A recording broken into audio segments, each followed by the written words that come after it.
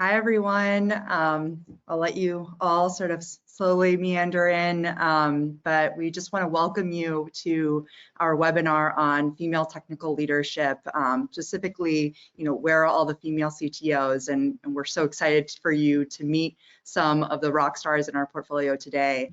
My name is Mira Oak, and I'm a senior principal on the Alumni Ventures investment team. And we are just so thrilled that so many of you have joined us for this really important session. But before we dive into the meat of this webinar, I just want to flip through some disclosures first. I won't read all of this to you, but I will call out that if you're interested in seeing additional investment considerations, please visit av-funds.com/disclosures. So what will we be discussing today? First, we wanted to give you some context on Alumni Ventures and really the overall position of strength that we're in as we launch this women's fund.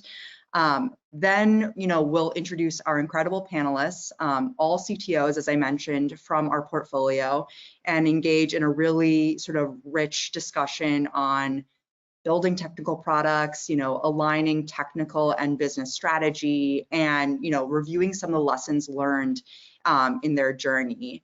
And our discussion will also incorporate some of the amazing questions that were actually sent in advance from our audience. So thank you for that. We're really excited to cover all of that territory with you. But with that, I will hand it off to my colleague, Brittany Wade, to kick us off. Awesome. Thanks, Mira. And hi, everyone. So great to be here with you guys today. I'm going to share a little bit more about AV as a fund, and then we'll kind of get into more specifics about the Women's Fund, and then we'll go on from there. So starting first with AV, we are a bit of a unique VC fund in that we raise all of our capital from individual accredited retail investors rather than large institutional funds, as is pretty typical in other venture models.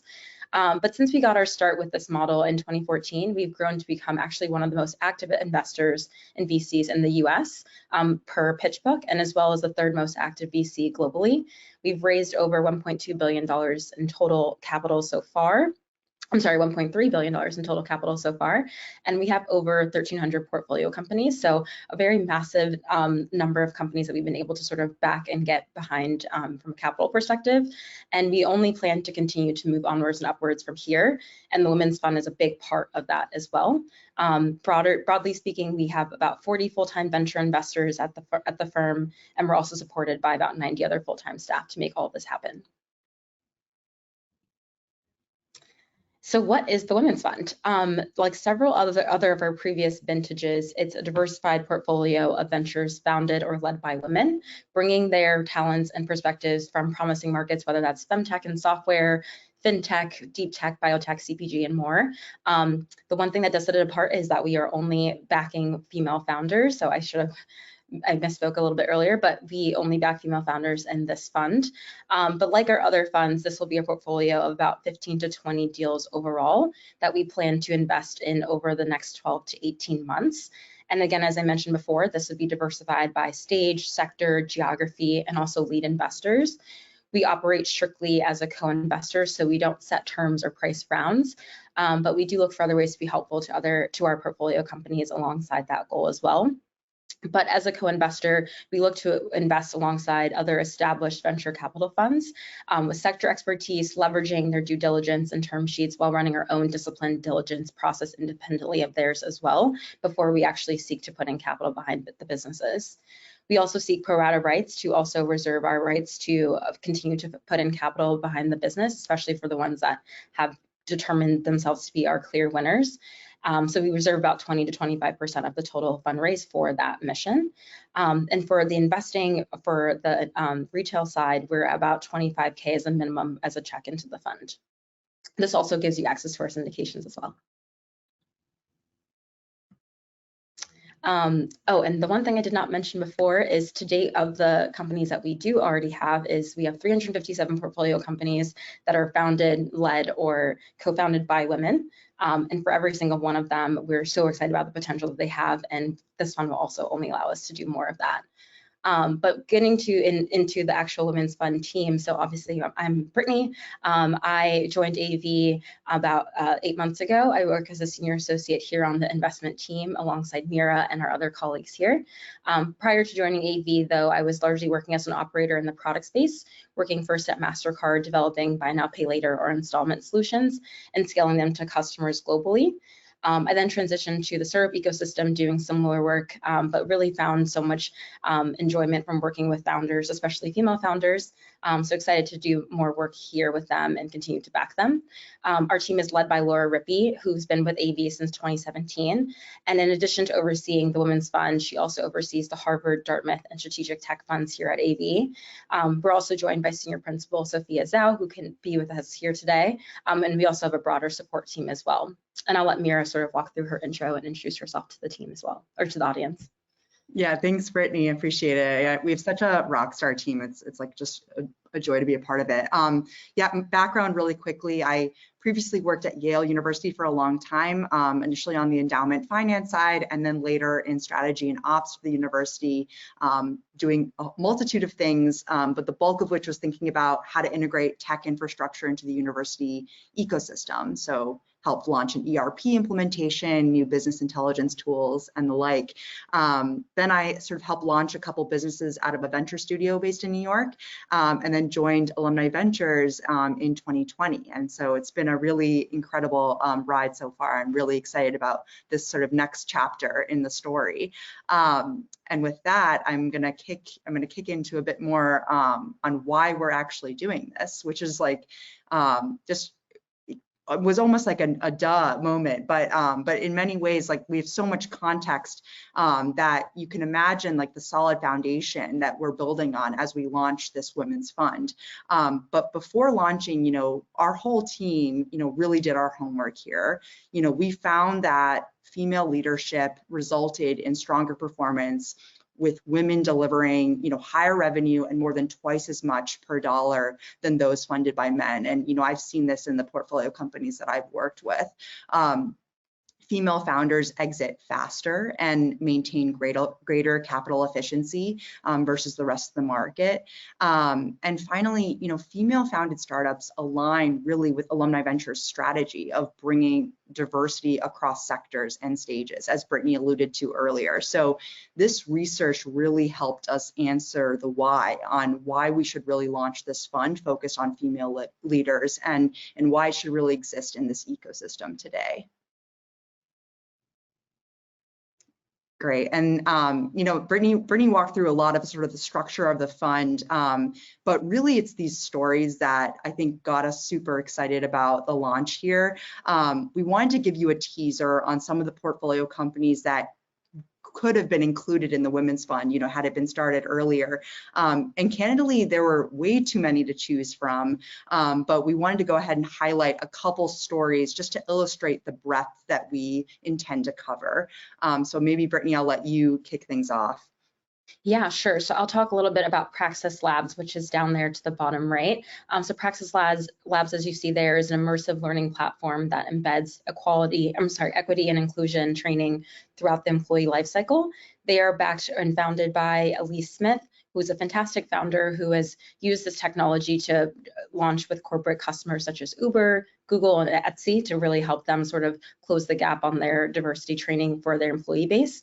She's already closed 19 million so far, and we actually invested in Elise's Series A round alongside Norwest Venture Partners, Emerson Collective, and SoftBank. So that really just gives you a sense of some of the one of the amazing women that we've been able to back so far and the work that we've been able to do. And I'll let Mira talk a bit about Carry First as well. Yeah, I know we wanted to sort of paint like sort of the spectrum a little bit, and I think Carry First sort of is almost directly like just a little different than Praxis Labs.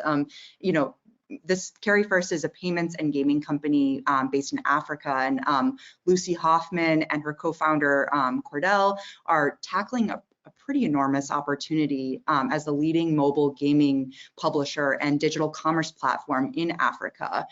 Just for a bit of market context, the average age in Africa is 19, and there will be more smartphones in Africa in 5 years than Europe and North America combined. So it was such an interesting inflection point for the company, and we were really pleased to see a leading specialty gaming VC in Bitcraft bring a really supersized check to the round, as well as A16Z, the prior lead investor, investing double pro rata. So sort of just intentionally exemplifying, how we track sort of really strong conviction amongst other lead investors and how that strengthens our own conviction in opportunities. Great. And so with that context of Alumni Ventures and the Women's Fund, we wanted to frame our discussion today around female technical leadership. And part of this story isn't new for our audience, likely. There's historically been a challenge in finding women in senior roles in STEM. Last year, women represented only 28% of STEM professionals in the US. And for the time being, women represent only 15% of software engineers in the US. But despite this doom and gloom sort of picture, when Brittany and I and the team combed through the data, we were actually not surprised to find that female technical leaders have been at the helm of some of the most important companies in our history. Etsy, Expedia, Johnson & Johnson, and that's candidly all we could fit on this slide, but there are more. But with these giants in our sight, I'm really pleased to introduce the next generation of female technical leaders. And with that, I'm going to segue now into our panel, and I would love to invite our esteemed panelists on screen, Layla Daravi, Allison Birkland, and Maria Telleria. Hello, ladies. Great to see you. Awesome. Great. Thank you guys so much for being here. It's such a joy. Because we could never do your intros justice, I would really love if each of you could sort of introduce yourselves. And Layla, maybe I could start with you if you're comfortable. Yeah, that sounds good. So yeah, nice to meet everybody. I'm Layla Daravi. I'm an associate professor of chemistry and chemical biology at Northeastern, and I'm also the co-founder and CTO of a sole woman founded startup, C-Spire Skincare, which I think based off of all the information that was given before, one other stat that it's important to throw in there is that only 2.5% of all startups are founded solely by women. So I'm always really proud to bring up that stat. And at C-Spire, what we do is we are trying to build safer sunscreens. And so there's a lot of toxicities involved with everyday daily use sunscreens and even recreational ones. And we're really trying to completely disrupt the industry, which has been paralyzed with innovation for a long time. So that's what we're doing. Awesome. I think Allison, if you wouldn't mind going next, that'd be great. Yeah, no problem. So I'm Allison Birkland. I'm one of the co-founders of NanoPath. I also have a female co-founder. Our company was spun out of our PhD work at Dartmouth. So we were actually working in the same research lab, hit on a cool new diagnostic technology up at Dartmouth, and have been in Cambridge, Massachusetts for the past 3 years developing the technology. Really high level, we're working on molecular diagnostics for women. So can we deploy faster, cheaper diagnostics at the point of care to characterize infectious diseases that predominantly affect women. So UTIs, vaginitis, STIs, things of that nature. So we're doing this using a super cool new technology, happy to chat about in more detail further on in the panel, but that's a little bit about us. Awesome. Last but not least, Maria. Hi, thanks so much for having me. So Maria Telleria. I co-founded Canvas with my co-founder, Kevin Albert. And yeah, we've been founded for almost 7 years now. And what we're doing is we're bringing robotics to the construction industry. Really what drives us is that it's an industry that hasn't had really any tools. And so we're trying to bring better tools to improve the working conditions for people who are in this industry. It's a huge underserved industry.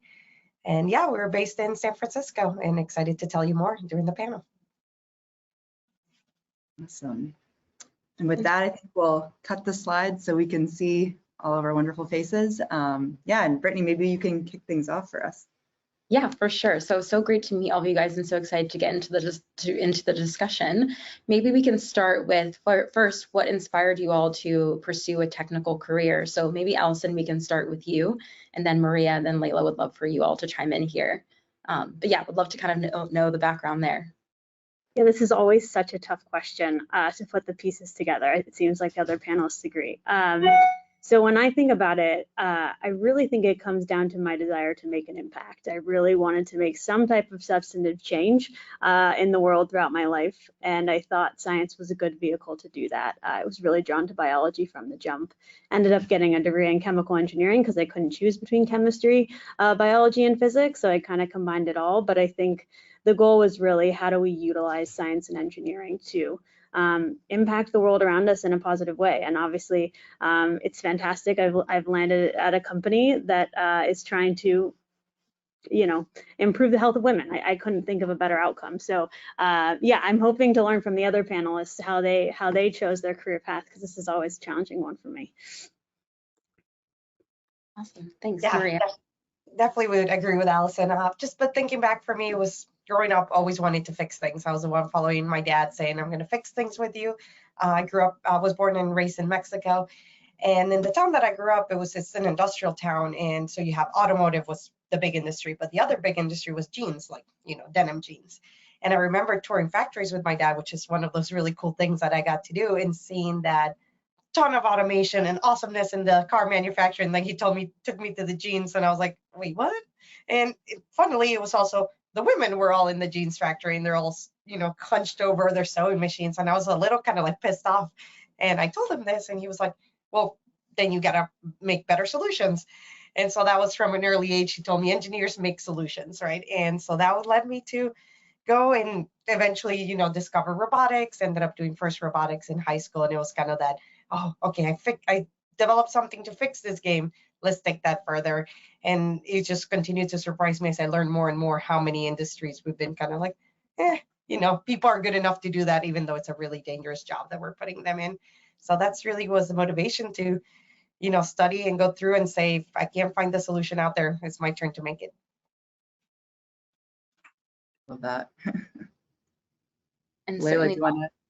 Yeah, I will say certainly last but not least, Layla. Yeah, thank you.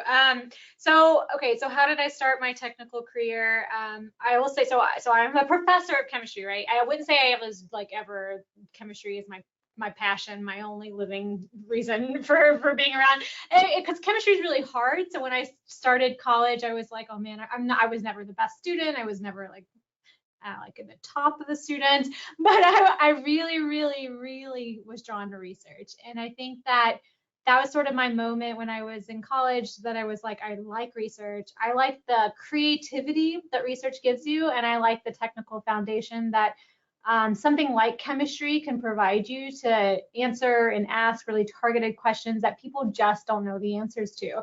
And that sort of, as I dug around into like, what does it mean to be a chemist? I started thinking about like, oh, if you learn more, if you get more opportunities, like through advanced degrees and postgraduate work, you can get more opportunities to explore and to innovate and to build teams and environments to answer questions that people have never been able to answer. And so that's kind of what catalyzed my interest in really digging deep and diving deep into a technical career in chemistry. And then from there, it was like, how can you, and it's like things like impact, and then transforming industries, and thinking about how can you build teams to impact all of the above. I think all of that starts to grow and build and then snowball, and you just kind of like have this ecosystem around you where it's really incredible and very motivating. That's incredible. I love that you guys all started from different places and at different points in time, but you all kind of coalesced around wanting to build something, have an impact, make a solution, and ended up having a technical career. So I think that's awesome. And it's such a great segue into our next question. So would love to dig into, how do you approach team building and building a positive work culture within a technical team? I think especially since you guys are women and there's oftentimes not very many women, I think that makes it an even more potent question as people may think about entering those careers themselves, and kind of getting your perspective on those pieces as well. Oh, so sorry, didn't say. Would love all of you to answer this question, and maybe we can start with you, Layla. Okay, awesome. This is a really interesting question because you could answer it from multiple different points of view. So how do you build a team? First of all, like you want to find where you're deficient as a person and as a technical leader, and you want to build and bring in people to help reinforce that. So it's sort of like building a building. You got to have the beams, you got to have the concrete, you got to have the, I don't know what else is in buildings, but you get my analogy. But you need to bring it all in. To be able to create the strongest network and cohort of people possible to deliver whatever, X function that you want to. But when you answer that team of what does it take to build a team as a woman, that's a very different answer, because God forbid you're a woman with a personality. I think then you get kind of like pigeonholed into places where maybe people don't take you seriously, or people are thinking that you might not be good enough or able or technical enough to be able to solve these problems, these very hard problems that you're trying to solve, and bringing the teams in to solve these hard problems. So it's a really interesting balance and dynamic between how do you build the right team, how do you build the right credibility, and then how do you catalyze growth in those spaces. But it's interesting. Awesome. Thanks so much for sharing that, Layla. I would love to go to you, Maria, next. First, I 100% agree with Layla. One of my reflections was, don't be afraid of seeing what your holes are, but filling them, right? I think there's a little too much, and men are particularly good at this of like, I know everything. And then it's just not going to help your company, right? And your business, and you're not going to have that impact. And that took me a while. I think I came in a little bit with armor. I didn't want to be, thought of like not knowing enough, but then just kind of realizing, you know what, it's even better if I have a team that basically does cover all the holes. And one of the ways that I kind of positive work culture that I really leaned into fostering was being honest about that, and started being more up and open with my team and saying like, you are the expert on this. I hired you for this reason. Give me your voice. I want to hear it. And I think showing them that I was willing to admit that hole led to the team being able to be more like, oh, maybe a design review would be a good idea because I might not have caught this. So it became this culture of being honest about your own strengths and weaknesses, and people being able to do it, but it had to be modeled, right? If I acted like I knew everything and told people to be open and like collaborate, people do what they see. And so that was a big part for me that, back to Layla's point, it took a little bit of balancing. Like I still wanted to portray and show my strength, but being able to say to my team, look, I don't know everything. I hire you to tell me when I don't know everything and work together. And I expect you to do the same thing. And if you act like all of this and then there's a mistake, that's a problem. But if you bring it to the group and we all help you, and then there's still a mistake because, we're doing new crazy things that nobody else has done. So likely there will be a mistake. That's different, right? Because now we're all behind you. Everybody's going to want to help you get it through the finish line versus this kind of individualistic side. So it does take some effort, but for me, a big thing was modeling the behavior I wanted to see and being okay with that vulnerability, to be honest. Yeah, no, I love that word, vulnerability. That was kind of what I was noodling around as you were talking. I was like, being able to lower your guard and have some humility is, I think, is like the key takeaway that I had between you and Layla. Allison, anything that you would add here?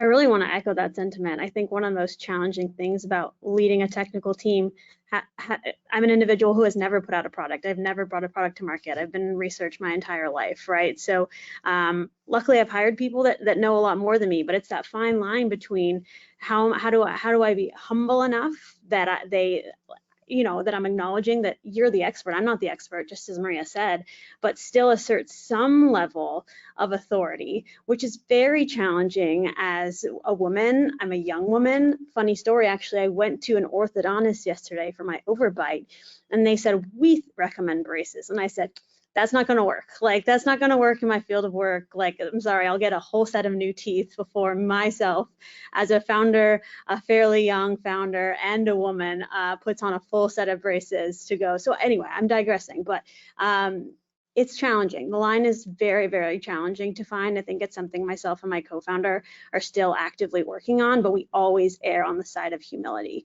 And we're a team of 14 people, has quickly become the most stressful aspect of our jobs because we're so concerned that they're happy. We really want to build a company where everyone is excited to come to work every day. We understand our team is crucial to our success, and I think that comes through in the way we're interacting with them. At least we hope it does. And in addition to the technical program management, we want to make sure these individuals are growing on an individual level. So opening up to, opportunities that extend beyond technical leadership, even if that's commercial experience, if that's intellectual property, if that's regulatory, kind of leaning into where these individuals' interests are so that they feel like they're not only growing in their kind of niche technical skill set, but also in other areas of the business. I think that's one of the really cool things about joining a startup. And I think, you draw individuals that want to learn a lot of things to startups. So we're trying to capitalize on that, and hopefully providing a lot of interesting experience will retain talent and help some people grow in their career along the way. I love that. It almost sounds like you're trying to also empower your team alongside of being humble leaders yourselves, of being like, you're the expert and what do you want to learn? How can we, kind of make sure we're filling those gaps and always supporting you the best way we can. So I love that. I would work for any of you. I love all those answers. Sticking with the theme of humility, though, my next question for you, Maria, actually is around complex technical problems. So can you share an example with the audience of the time where you faced with your team a complex technical problem and the solutions you guys implemented to sort of get over the hurdle? Sure, I'll be honest, I was like, oh my God, there's so many to pick from. But one that I thought exemplified kind of the challenge that robotics brings is, we finish drywall. So basically you make drywall look like a solid wall, even those pieces. And so the robot has to do all of these, applying the material and removing, in particular sanding the material is really difficult because it's very soft. And on top of that, we're in an active construction site. So it's not something like automotive where you can control everything around it. We had to deal with all of this error. And so we were looking at this, how do you sand this thing that's like softer than mud when it's dry, like, dirt that would easily scratch, but you don't know exactly where you are. It's like the worst dream of a roboticist. And what we did is we said, okay, as it's a multidisciplinary problem, we need to get the whole team involved. And whenever we face one of these, we try to do like 2-week sprints just to make sure that something so big doesn't become something that takes 6 months to solve. But we say, look, we got to see some progress. So let's tackle a little piece at a time. And so we really divided it and said, all right, software team, you need to figure out how to tell us closer to where we are, right? We need to know this. So they basically use our 3D LiDAR to detect where the wall is relative to the robot, which is super important because you need to know that measurement. And then we said, okay, hardware team, we have this super sensitive sensor that we need to know to install into our robot so that we can have the force feedback. And they're like, all right, so they had all these constraints to work with. And then we also have a process team that we said, okay, well, you got to learn how people sand this because we got to do something very similar. So they had to watch and understand what was it that people were trying to do and then find a way for a robot to do it. But it was really that breaking it down and then, like I said, really taking it a chunk at a time, because sometimes it can feel so overwhelming and you can start being like, well, that would never work, right? You haven't even developed it, but people are already like, that will never work. That will never be used by a operator. And we just like, all right, what's the goal this time? Let's demonstrate that it can be done. Next one's going to be, how do we get the user involved? Next one's going to be, all right, let's try all the crazy geometries that we have. And so that's really been a key for us, is like breaking it down and making sure all the groups, we call it spreading the pain, right? Everybody has to solve a little bit of it in order for us to move faster.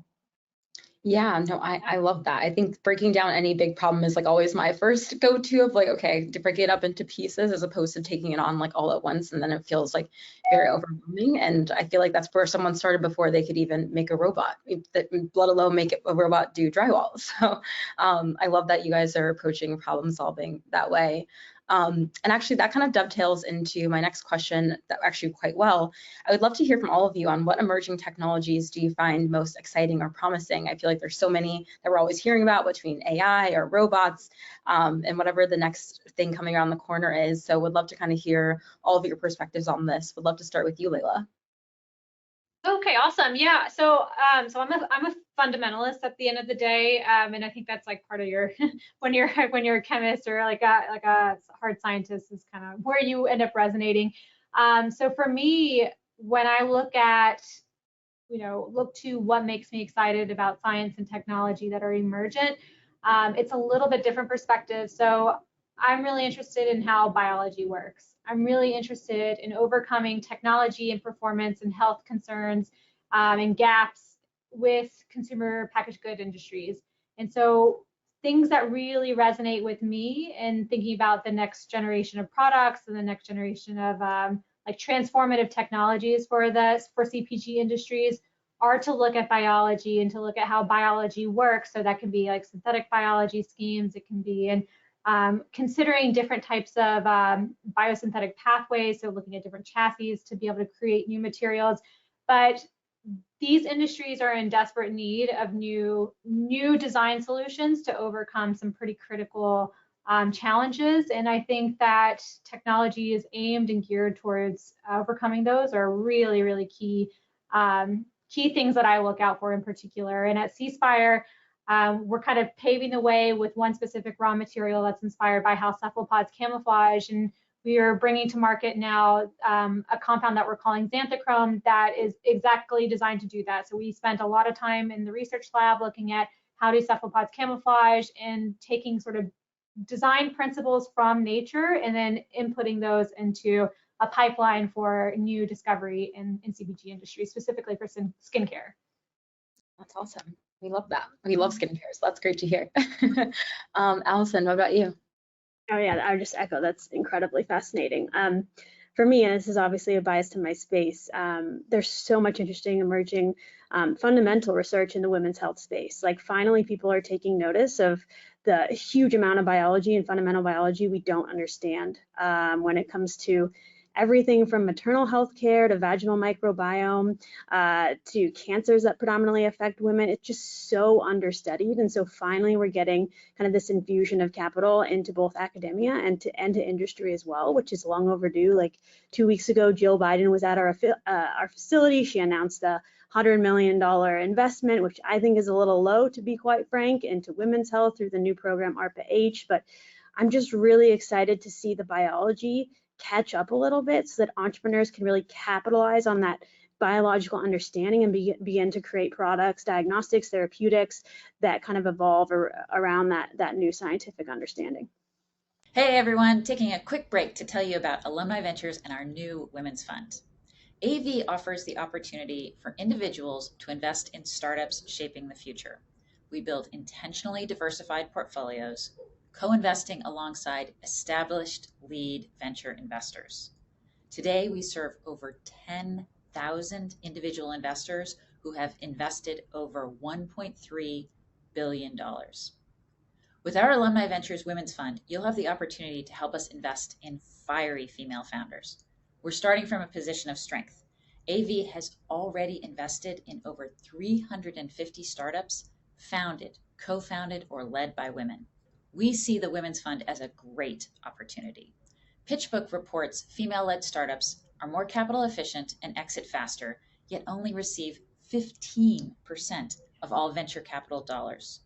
Join us to invest in female-led startups innovating in sectors like cybersecurity, machine learning, space, femtech, AI, and robotics. Join us in the Alumni Ventures Women's Fund to put your investing capital to back a diversified portfolio of female-led, high-velocity startups as they change the world. If you'd like to learn more, click the link below or visit us at av.vc.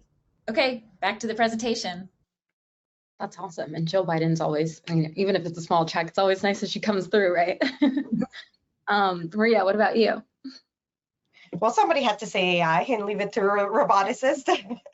But, in all honesty, though, I think it's not necessarily what you hear around ChatGPT or things like that, although that's pretty interesting, fascinating. But for us is how can this AI, in the particular, the development of new models and honestly, the computing power that is coming along with them, how that makes us be able to work more in the real world. So one of the things, I mentioned is like, we've been great in the factories because we control everything, but we struggle with the fact that even though drywall seems like the most common thing, and it does look different everywhere. And so we are looking at these new AI models and computing to be able to tune our models overnight. We call it robot dreaming, but it really is what is required because we can take inputs and say, okay, we had some errors here in detecting these obstacles, but now that we had that positive reinforcement or negative reinforcement, let's rerun our model specifically for this site. And I think that's just something that computing wise just wasn't possible, right? If you had one model, you were just lucky and happy to have that. And here, the fact that we can kind of tune those models, make our robots smarter for that specific site, maybe even the user preferences. Hey, this user always seems to do this over and over, changing. Now let's tune this to work for them rather than they have to live with this generalized model. So I'm super excited by just the speed that that's developing. And even though it's kind of in a little bit of a different space, I think the benefits will benefit as well, robotics. And so I'm just excited to continue to implement it and kind of take it to a place where we can get better solutions to people quicker. Awesome. Yeah, the topic areas that you guys all just sort of covered just sort of inspires like a new set of deep dives that I think we all need to go into, and just on the amazing technology that's coming out. And I think it kind of, again, dovetails into sort of the next question, which is, I feel like every day, you know, we're inundated with a new announcement, a new release of and I know, Maria, you just touched on AI, but, you know, to Layla and Allison's point, there's so many new technology coming through in so many disciplines. And I think, Allison, I would love to sort of pick on you just to talk about a little bit how you're thinking about evaluating and deciding on the adoption of new technology for the org, you know, when you're sort of inundated with a whole slew of different sort of options. Just curious how you're thinking through that decision making. Yeah, it's a tough question. I think I would say in general, we're listening to what our team is asking for. I think, of course, a little bit is coming from the top down, but in general, it's our team coming to us and saying, hey, we need this microscope, hey, we need this piece of software. And then, you know, it's a request for a landscaping of options. But the calculation is, in my brain, is, you know, say we want to buy a $100,000 microscope. Is a person more worthwhile? Should we hire a person? Is that a better way to move quicker, or is it that microscope? And so that's kind of how I'm thinking about it, is more people going to move faster, or is this microscope going to push us faster? So that's the calculation in my brain. I think particularly relevant for us is the use of external contractors versus hiring internally. I think that's a constant conversation of what makes most sense. And the general finding to date is employees always do a better job, but if you want to parallelize work and maybe de-risk something that's maybe lesser of a question mark, the external contractors can do a mediocre job. No knock on them, but yeah, that's been a frustrating process we haven't quite figured out yet. But I think that's the more challenging question that we kind of grapple with on a day-to-day basis, is whether to do the work internally or parallelize with a development partner externally.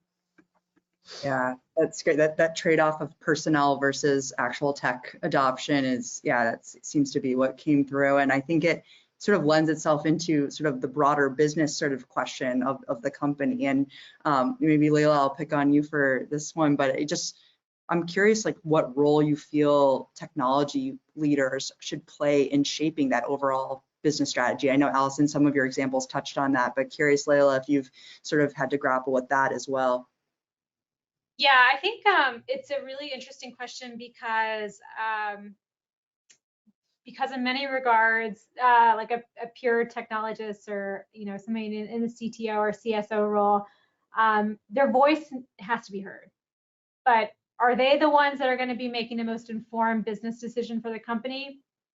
Probably not, because our priorities are focused on the technology, on the science, on pushing the technology further. Whereas you need somebody dedicated to, this is just my opinion too, and others, I would actually really be interested to hear what others think about this, because it is a point of contention. Because are the tech leads the business development people? No, in my opinion, they're not, because you need somebody focused towards monetizing or you know, waving the flag of the technology to the masses to be able to get customers and engage them.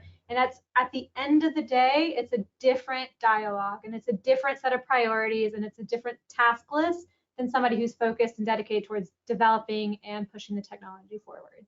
So your voice is heard, but you're not the lead, is what I'm trying to say. Which I don't know if I answered your question at all, but I think you touched on it, but to your point, Layla, I'm curious, Maria and Allison, if you have, like, based on the orgs that you're sort of, you know, operating within, does that resonate? Does that sort of challenge some of the structure you're dealing with? Well, I think one of the challenges that we're all co-founders and CTOs. I think the co-founder part makes it so much tougher, because part of that is that we're not just leading the technical team.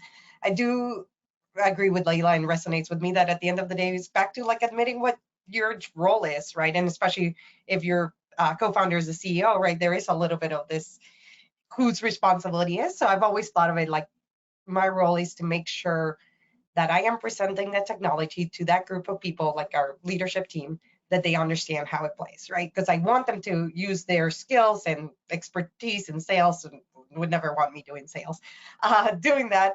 But they need to understand it in a way. And so I can't just sit there and be like, blah, blah, blah, blah, blah, this and that, but I have to like, okay, how do I get them to experience it? And that's where my voice can really resonate, because I'm also just one person. But if I educate them well enough on the technology, then every meeting, every customer call, I'm there, right? Because they understand it. So I think it is important to know what your role is, that you do need to drive the technology, but you also, have that constraint of educating people. And at the end of the day, you're part of the leadership team, so you have to understand the other constraints that our people are bringing forward.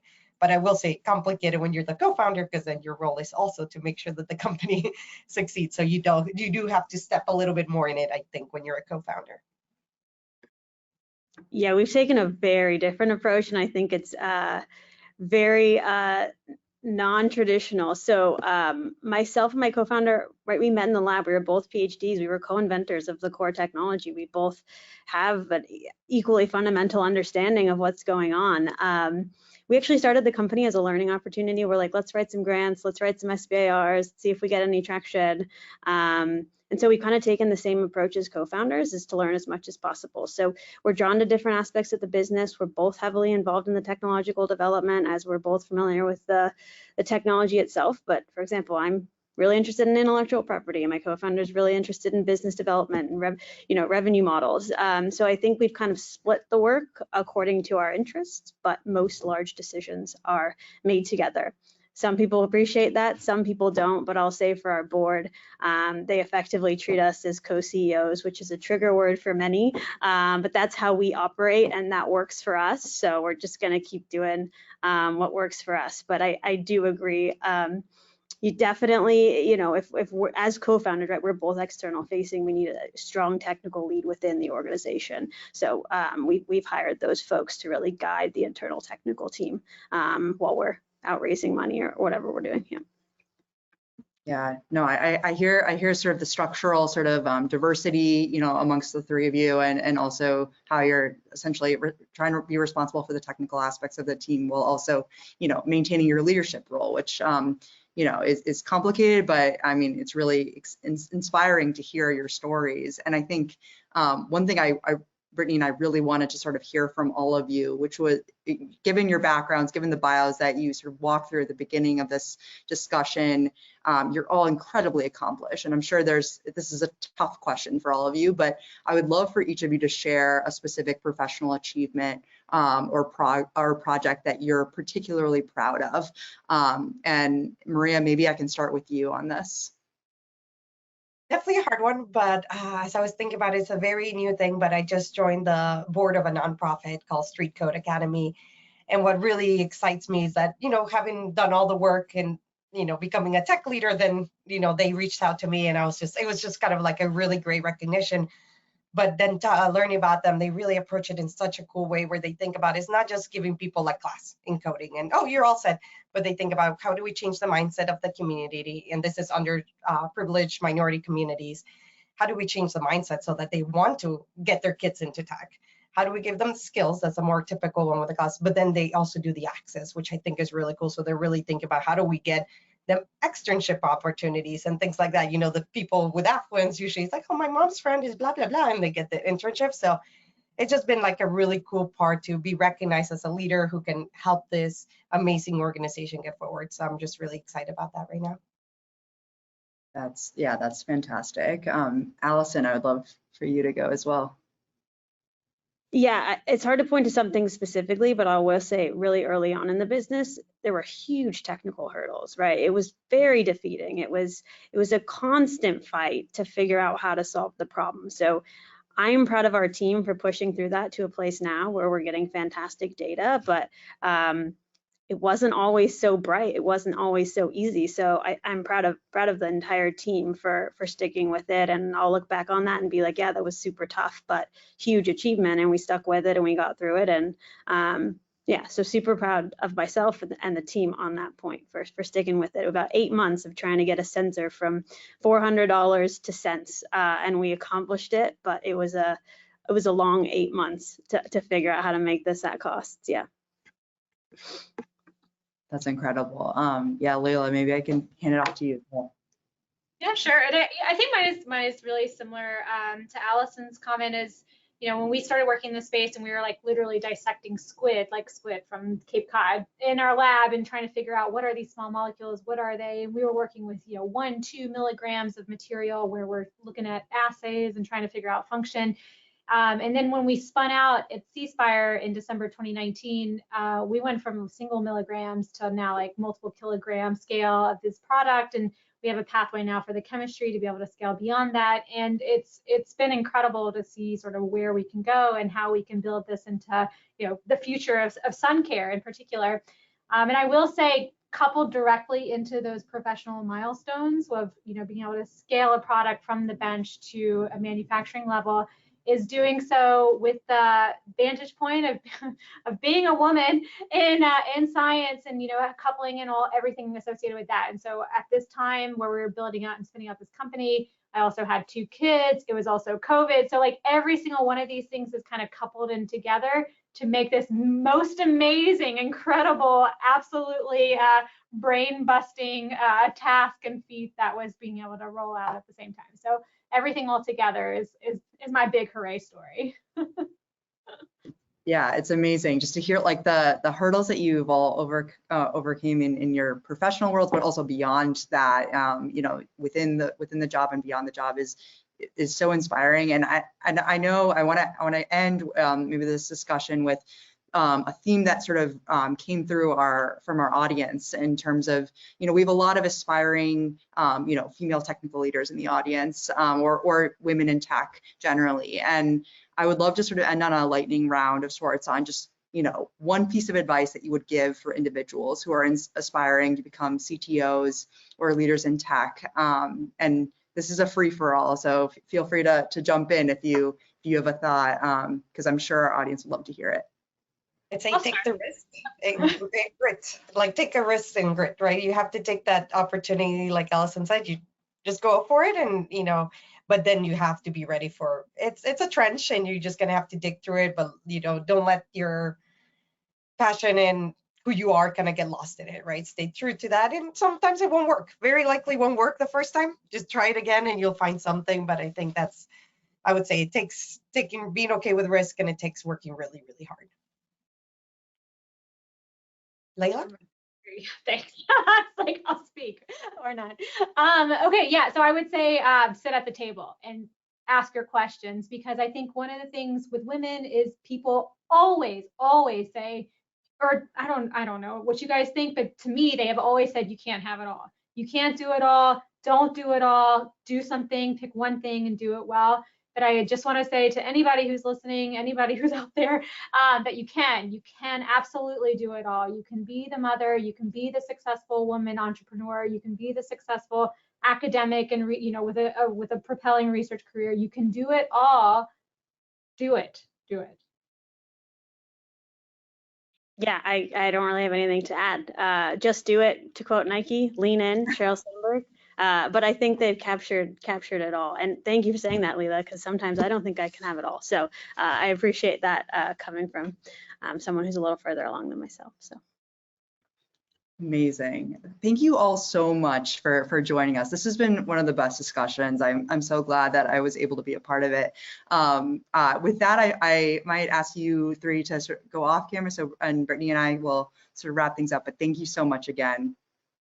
Thank you. Oh man, if that is not an inspiring discussion, I'm just not sure what is. But if you were inspired enough to take action, there are really 2 ways that you can do that. You can start a company yourself, you know, as the women on our panel have done, or you can support the ones that have already been started. And in this ecosystem, you know, money, financial capital really matters, and we'd be thrilled to have you join our journey. Today, April 30th, is actually an even more special day because it is our first close deadline for the Women's Fund. And that means that our investors get a fee break if you sign the documents today and fund within 30 days. So for more information, please visit us at av.vc/women's fund or email at womens@av.vc. And with that, thank you so much for joining us and hope to see you soon.